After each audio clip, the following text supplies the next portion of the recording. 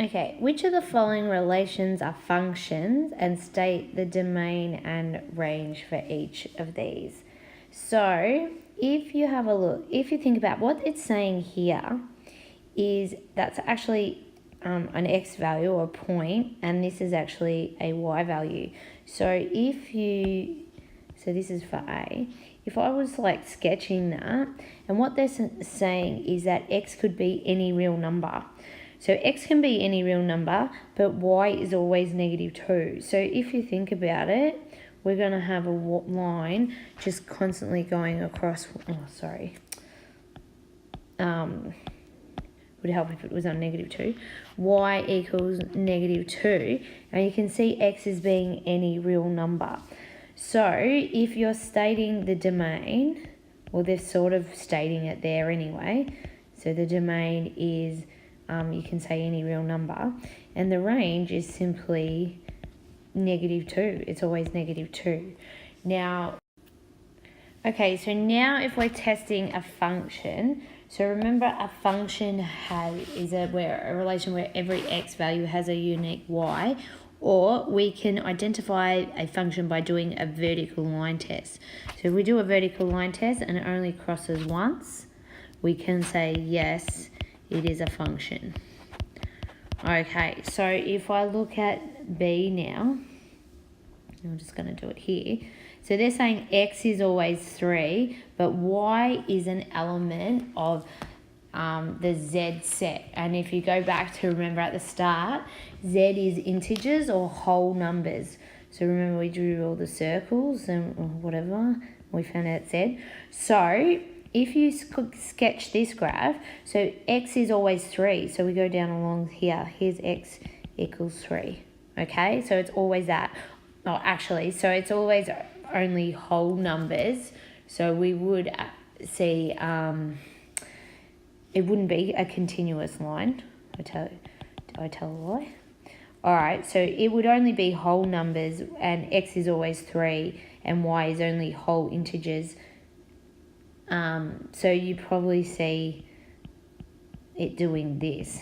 All right, so is it a function? No, because if we do a vertical line test, we're going through all of them. So it's definitely not a function. But we can still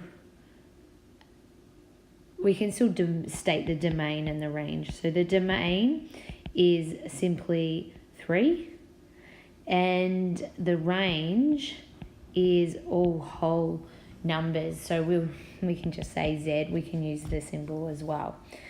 Okay, so if we look at C, look at C. C is a linear graph, isn't it? So, and it's a -1, and it goes through +3. So it's like something like that, yeah? There's the y-intercept at 3.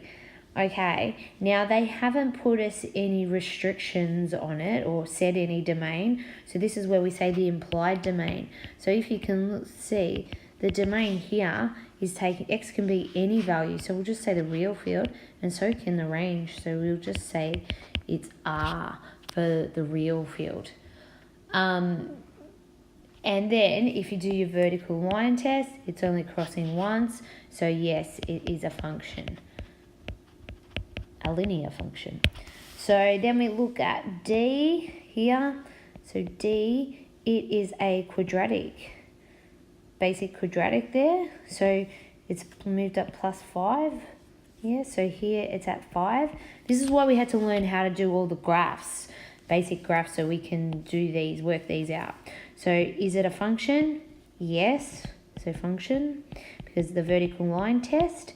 Now let's think about the domain. What values is it taking on along the x? So if I look along here, it's taking on everything, isn't it? So we'll say it's the real field, but the range, the smallest number it can be is 5, because we know that. So we're going to say it can equal 5, and then it'll go on to infinity above that. All right, and the last one, E, it is a circle, yeah, and we know the radius is 3 from our previous chapter. We've learned all that. So there you go, something like that with the center. So is it a function? No, because it's crossing twice. So no to function. And if you're going to do the domain, what values does x be? It's every number between -3 and 3, and the same with the range. Its smallest number is -3, but it goes all the way up to 3 along there. Okay, so that was your question, Kyle. So I'll go on and do, on the next page, I'm going to do Jacob's question.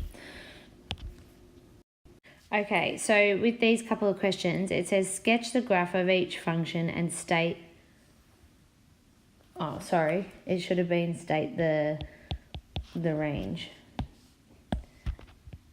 Okay, so state the range. So if you look at the first one, C, what it's telling you here, this is actually telling you what the domain is.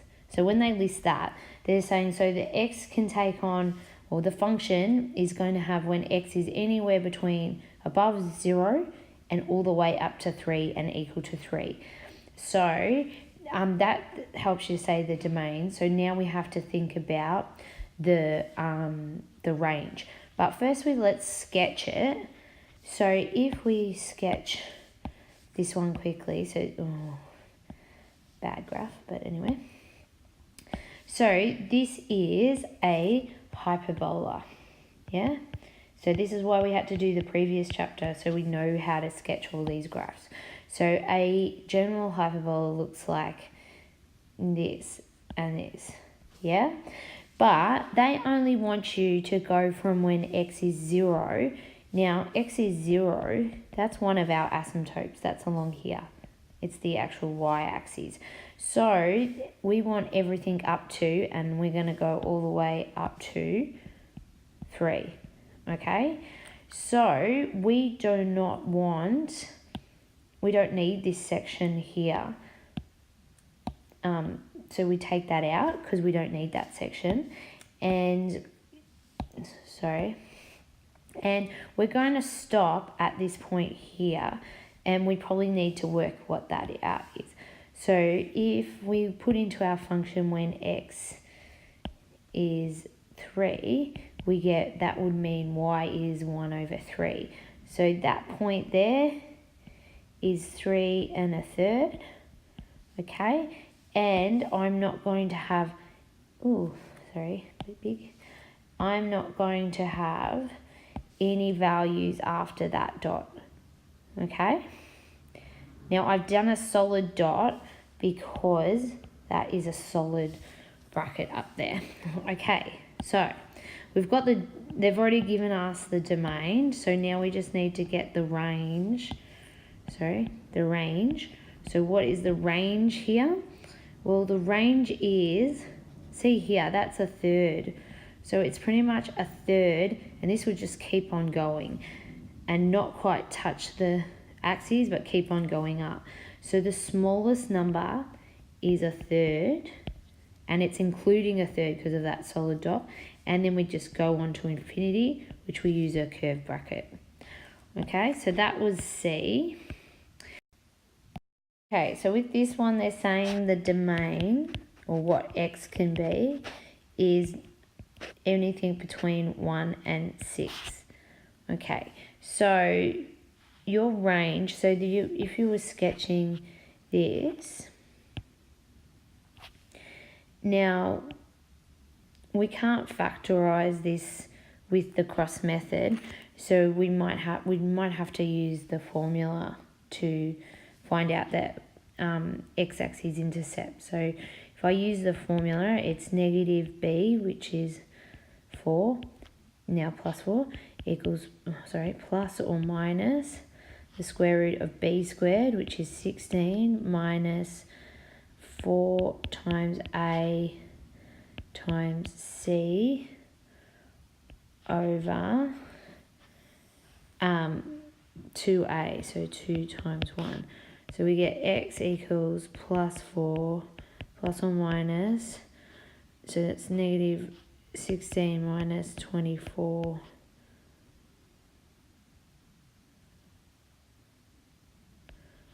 over 2. Actually, we're going to see a negative under here, aren't we? So this is going, so I'm going to say the discriminant, which is b squared minus 4ac, this number under here, that's actually equal to a negative. So if it's a negative, remember the discriminant equals negative. We have no solutions. So that means no x-intercepts. Okay, so if it's got no x-intercepts, this quadratic is up above the x-axis and doing something like that. And we know that's the y, so we know that's 6. Okay, so now we're going to use our domain and find out, because it's really only between 1 and say 6 that we want. So we don't want this bit. We only want to start at when it's 1. And we want it, because it's not a square bracket, it's a round bracket, it'll be a dot here and a dot there for what it is. So let's work out what those numbers are. So when f is 1, the function would be 1 squared minus 4 times 1 plus 6. So it'd be 1 minus 4 plus 6. So that equals 3. So rub that out, sorry. A bit off there. So this number here is 1 and 3.